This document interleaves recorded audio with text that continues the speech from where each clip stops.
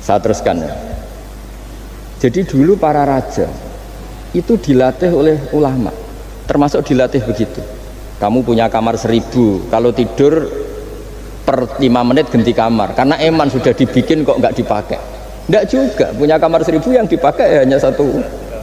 Ngapain punya 1000 yang dipakai hanya punya baju satu lemari yang dipakai hanya satu? Apa mentang-mentang bajunya 5 terus pakai rangkepan sampai 5? Punya mobil 5 yang dipakai ya satu.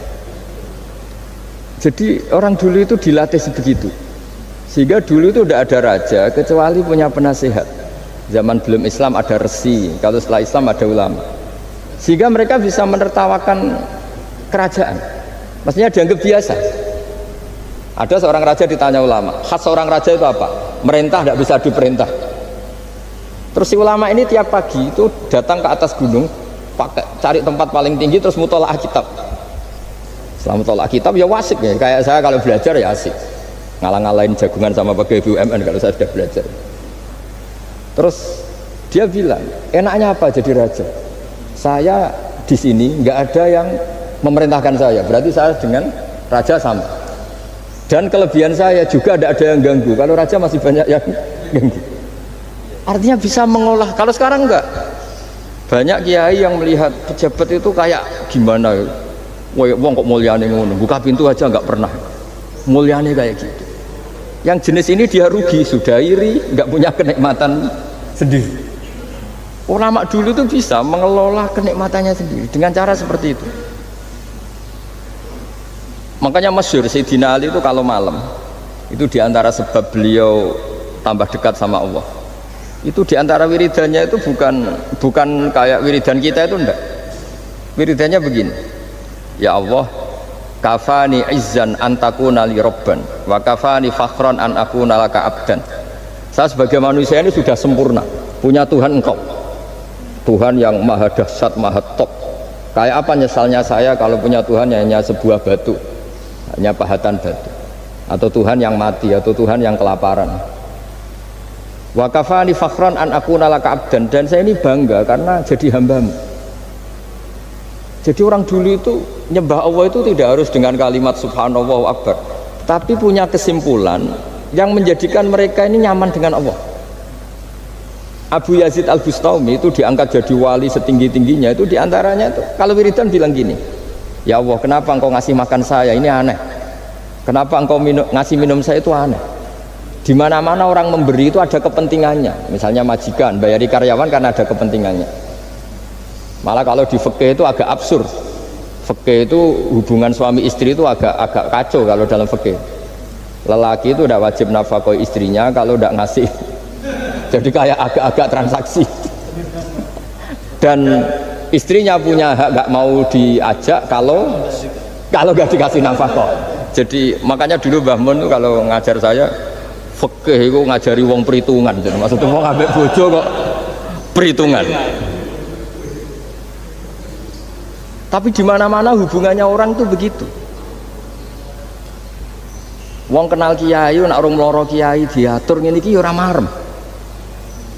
Singkat cerita Bu Yazid itu tuh, ya Allah engkau zat yang luar biasa, engkau tidak butuh saya tapi ngasih saya. Ini fenomena aneh. Di mana-mana orang ngasih itu ada kepentingannya, apalagi pilkada. Wah, itu tambah banyak kepentingan. Artinya dia bisa mensifati Allah dengan cara yang nggak kebayang orang lain. Allah itu tidak butuh kita, tanpa kita sudah jadi Tuhan, tapi ngasih kita. Apa ya Allah alasan kau mengasihi saya? Wong saya, engkau tidak butuh saya. Di mana-mana orang ngasih itu kan karena butuh. Misalnya kamu ngasih anak, apapun alasan ikhlas Anda ini karena nyaman, anak ini menjadi hiburan, tetap seneng ya. Ada unsur kamu itu dapat timbal balik, setidaknya seneng. Atau ngasih rival politik kamu, setidaknya ya karena safety lah, kata tadi Pak Ari, bergak berontak teman-teman, pokoknya ada kepentingan. Tapi Allah ini zat yang nggak punya kepentingan, kemudian tetap ngasih. Dari situ terus dia punya cara mencintai Allah. Makanya ada wali yang nangani orang-orang macam-macam. Kayak Gusme itu masyhur, beliau nangani orang fasik, orang macam-macam. Dulu itu ya ada seorang wali itu jadi wali karena beli narkoba. Tapi bukan untuk diminum, untuk dimusnahkan. Tapi kalau sekarang nggak mungkin karena narkoba harganya sudah miliaran, triliunan. Kalau dulu mungkin. Jadi ceritanya itu kampung dulu kan terpisah-pisah oleh gunung, oleh apa. Singkat cerita si wali ini setiap ada bandar narkoba dulu pakai homer kalau dulu arak. Dibeli sama dia. Dibeli setelah agennya pergi dilarungkan pokoknya dibuang. Begitu terus. Suatu saat si pengedar narkoba ini heran. Kampung situ itu selalu tak kirimin homer kok gak ada yang mabuk.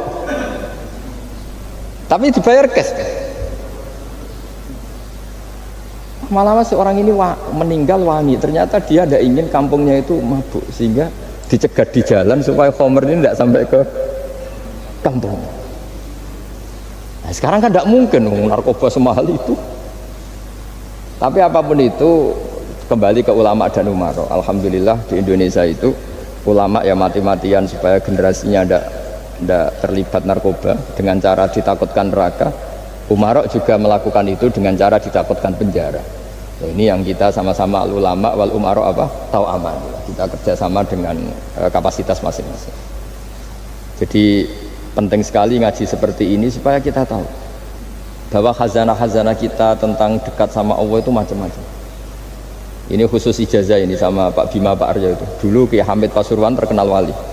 Dan di antara wiridan Dzikrul Filin ada beberapa kata yang dari Kiai Hamid. Jadi Dzikrul Filin itu kalimatnya utamanya dari Gusmi, Mbah Ahmad Siddiq, tapi ada beberapa kalimat yang dari Kiai Hamid Pasuruan. Saya tahu banyak lah karena bapak saya juga temannya Gusmi dan mbah saya kandung sepupu sama Mbah Hamid. Itu kalau ada orang sepuh-sepuh Pak Bima kayak jenengan Pak Aryo disuruh ngapalkan Quran. Ya mereka protes, masa saya hafal Pak? Sudah pokoknya ngapalkan. Ada yang 2 juz mati, 1 juz mati, karena ya sudah sepuh.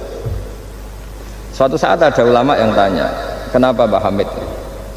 Biar kamu dalam perjalanan di dunia tercatat ini bercita-cita hafal Quran, sehingga kalau mati berstatus man salaka thoriqan yaltamisu fihi ilman sahalallahu lahu thoriqan ilal jannah. Orang yang mati berorientasi ingin ngaji.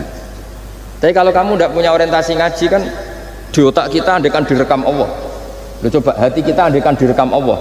Ingin kaya, ingin punya gunung, ingin punya alpat, ingin punya ini itu. Coba kalau itu nanti disetel di akhirat.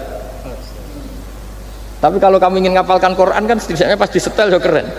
Ingin hafal Quran meskipun tidak hafal-hafal gitu. Ingin hafal itu tapi meskipun nanti kalau malaikatnya drengki ditambahi meskipun. Tapi insya Allah malaikat tidak ada yang drengki.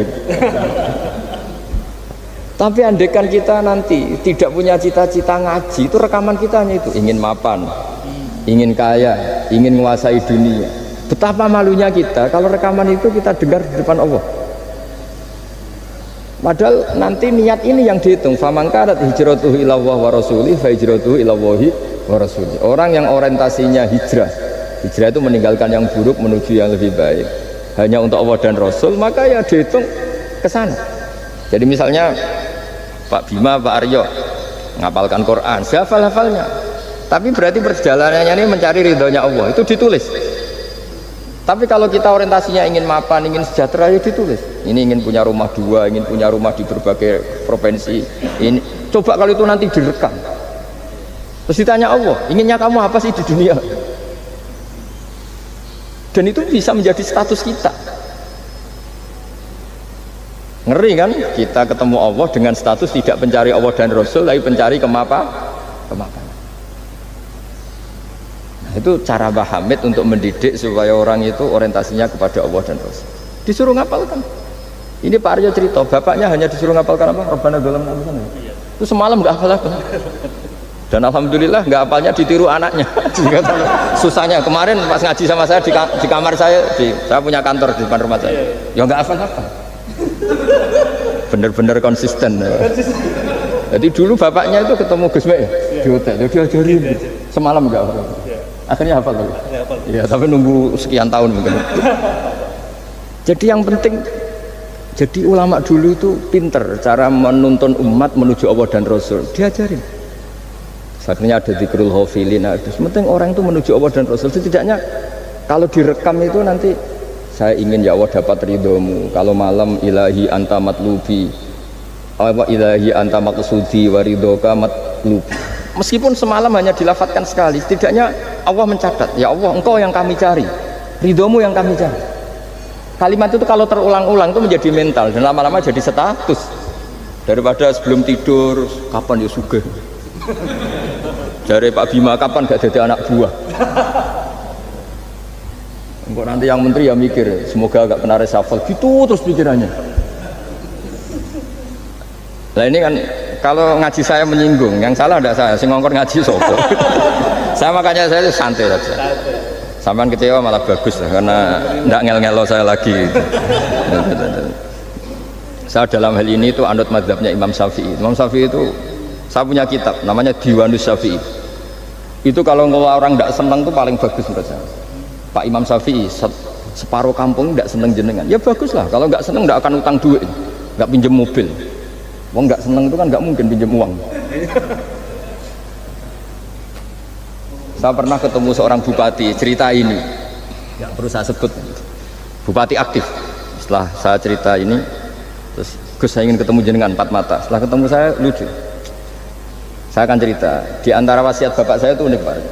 Hak ngelola wong gedeng gue enak, sing ribet itu ngelola wong seneng. Jadi ngelola orang benci itu mudah, yang ribet itu ngelola orang seneng itu mahal sekali. Itu dulu saya tidak paham. Bareng kenal wong seneng ngel-ngel no. Nah sing ra seneng kan sudah selesai. Akhirnya Imam Syafi'i dan separuh kampung ini tidak seneng jenengan, ya bagus lah. Mereka tidak akan utang saya, minta tolong saya. Artinya orang dulu itu jadi yang seneng dikelola untuk teman kebaikan, yang nggak seneng dianggap menjadi harga itu murah. Singkat cerita terus bupati ini datang ke saya cerita. Yang jelas nggak bupati Rembang, ya ada cerita di bawah beduk cerita. Iya Gus, rival politik saya ketika saya kalahkan itu selesai. Tapi mitra politik nganti saya kirung barber. Jadi orang dulu itu segampang itu ngelola kehidupan. Artinya yang seneng ya penting, kita butuh mitra. Yang gedeng ya nggak apa-apa lah. Barokahnya gedeng itu tidak ganggu anda kan. Asal sing gedeng aja dukun santet ribet itu kalau nanti. Ketika Imam Syafi'i diceritain orang yang tadi nyium tangan jenengan, yang sama jenengan diluk hormat, di luar itu memaki-maki jenengan. Kata Imam Syafi'i, baguslah. Berarti saya wibawa, di depan saya tidak berani. Jadi beliau seenteng itu melihat dunia. Jadi orang dulu itu makanya mereka gampang jadi wali karena radhiyallahu anhum wa radu an. Jadi orang yang melihat Allah itu sudah ridho ya sudah. Nabi Musa itu kekasih Allah, kalimullah. Itu orang Israel. Itu yang gedeng yang ngel-ngel no, yang seneng yang ngel-ngel no. Malah paling ribet kalau ngadepi orang Israel. Singkat cerita Nabi Musa itu bilang gini, ya Allah kasih saya ijazah yang dengan ijazah itu orang terbungkam semua tidak bisa ngeritik saya, tidak bisa mencibir saya, tidak bisa ngata-ngatain saya. Jawabnya Allah itu lucu, ya Musa hadza syai'un lam asna'hu li nafsi fa kaifa asna'hu bika. Aku pangeran sing salah paham akeh apa meneh kowe trimo nabi. Aku iku pangeran sing salah paham mbek aku akeh. Jadi saya ini Tuhan. Yang cara pandang tentang saya keliru itu saja banyak, apalagi kamu. Mestinya saya yang terbebas dari disalahpahami. Padahal Nabi Musa aku itu pangeran, ya darani anak di bojo, ono sing darani aku fakir, ono sing darani aku kikir, macam-macam. Orang Yahudi itu kalau rezekinya baru sempit itu bilang ini Tuhan kikir sekali. Sampai laqad sami Allahu qala alladziina qalu innallaha faqir. Artinya pejabat juga gitu, kalau salah kebijakan juga dihujat. Ini tidak mensejahterakan rakyat. Itu kalau lapor Allah jawabannya gitu, kamu pejabat salah pahami ribet, saya Tuhan saja disalahpahami. Jadi orang dulu itu segampang itu ngelola hubungan dekat dengan Allah. Jadi pakai rasa. Sehingga Kiai Hamid Pasuruan itu ngijazai orang-orang sepuh, ada yang dikasih wiridan, disuruh ngafalkan, nggak hafal-hafal. Nanti misalnya mati kok belum hafal, statusnya ini penghafal wiridan, kan bagus. Daripada ngapalkan, saya ingin punya rumah kayak yang di Singapura. Berarti Anda menghafalkan bentuknya, pernak-perniknya. Bila perlu Anda menghafalkan nomor arsiteknya siapa. Masa Anda hafal tentang cari ridhonya Allah, hafal bangunan milik orang lain. Dan bayangkan punya, kalau Anda mati pas seperti itu, berarti tujuan kamu ya untuk seperti itu. Itu famangkana hijratuhu ila dunya yusibuha aw imra'atin yang kihuha fa hijratuhu ila ma hajara ilaih.